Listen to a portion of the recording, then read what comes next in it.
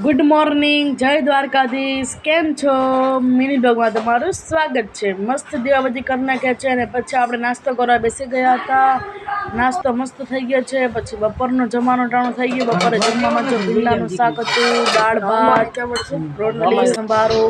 તો મસ્ત રસોઈ બની ગઈ છે અને હજુ ટીવી જોતા હતા આપણે.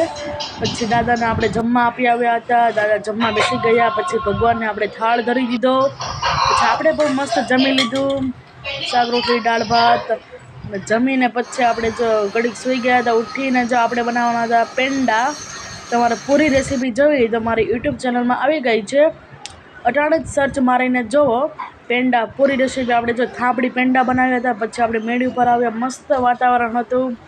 ઘડીક આપણે મજા જ આવી ગઈ ને પછી ઘરે દીવાબત્તી મસ્ત કરી નાખ્યા છે સાંજના.